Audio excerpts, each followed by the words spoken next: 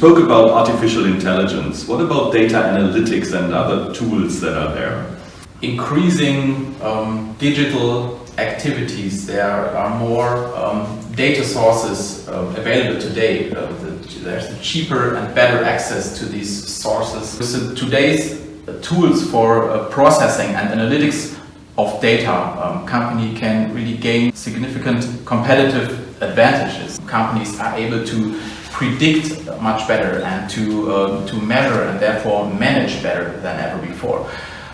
We are able to identify new markets, new customers and new target groups. We are able to analyze sales activities and marketing campaigns on a very detailed level and get more and more efficient in a very short time. So the question whether and to what extent a company is using data for decision making has a massive impact on their competitiveness and on their future existence. Totally agree. Data will be the oil of the 21st century. So what does it mean? For example, at PINPOOLS, we now created a price forecasting mechanism where we are using the crowd knowledge of our users to predict a certain price. We just started with it. Prices vary, but the question is where these predictions and forecasts are going within the next year, next 2 years, next 3 years. So that is just one small example on how we are using data for predicting, forecasting prices, and therefore also consulting the purchaser buying a product today because prices are rising, or buying the product in 4 weeks because prices are going down. And within that data analytics, you have so much potential, especially for the small and medium-sized companies, because sometimes they're lacking the resources to really track certain kind of pool of information, and we as platforms, we want to give them services, value-added services that we are going to strengthen the position of the users of our platform. And in order to avoid an analysis paralysis and make something meaningful value add for the companies out of this data pool. So you said price forecasting. Is that the most value-adding service that a platform can add, or are there others? So what is the best value for that the customer can get out of that? For example, now we have started a collaboration with tankcontainerfinder.com, where they are offering their services of ISO containers within PINPOOLS. That is one point. The collaboration with chembid in the future, that is also one point. And for us, it's always the purpose finding out which service has highest priority for our users and really implementing it as fast as possible. I think the greatest added value depends on the user and what's the demand of the user. Certainly for the buyer side, it's the greatest value to get access to a huge volume of valuable information about products, be it technical information or commercial information or information about the suppliers. All these information that make it easier for buyers to do their job in the company and to be more efficient.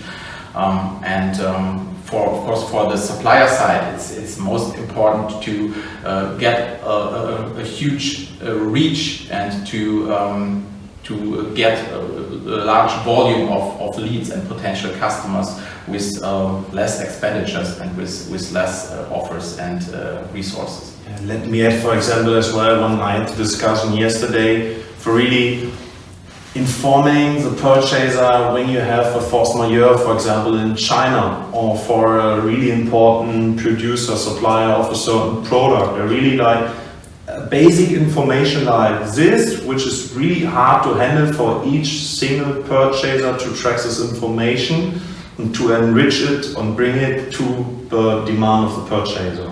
But what happens to the companies that don't follow the digital path? What will happen and how fast is that going to come? if a company is offering a unique added value, a unique service or unique product, that certainly will survive a little longer than other companies without being digital. But in the long term, the chances will decrease dramatically, since the companies will not be visible to the target groups anymore and to their users. We're now seeing a change, the change that millennials are increasingly getting into positions in companies where they have a strong influence on the decision-making and the purchasing processes in the companies. And these millennials, they use digital channels in their personal but also in their professional lives, and they demand for web-based solutions. Companies who are not digitally visible will not be will not exist anymore for these buyers.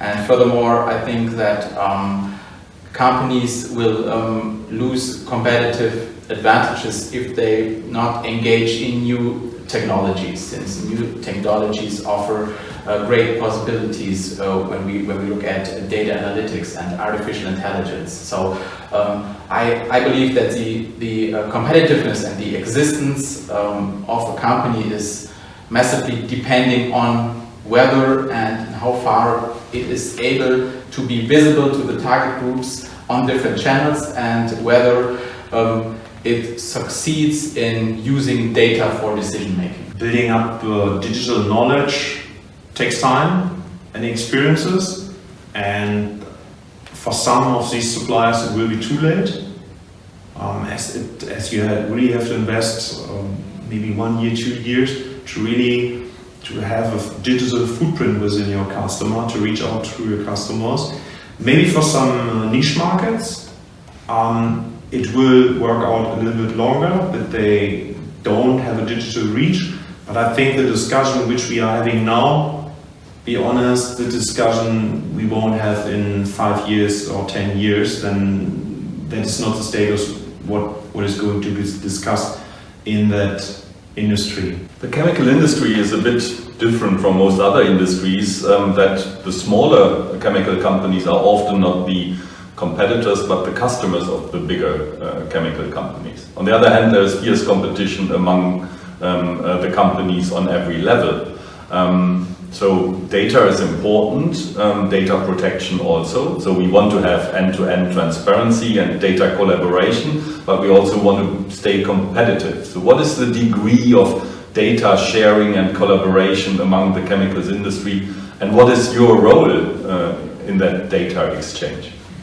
Especially data privacy is a really high priority level for us, especially in Germany. So for example, our servers are just hosted in Germany, and we are not giving away any data about our customer to someone else.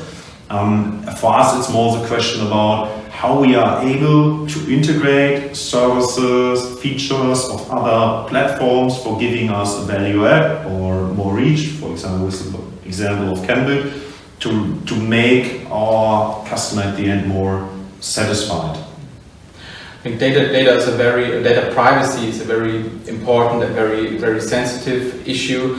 So I think the companies should always, of course, decide by themselves and how far they would like to go with showing the data or making informations public. So what we see is that there is a greater transparency developing also with regard to pricing, and that maybe the old pricing, target pricing business models, how they work today, will not work the same way in future. So somehow companies will have to open up and to be more to open up with their pricing strategies when we look at digital platforms.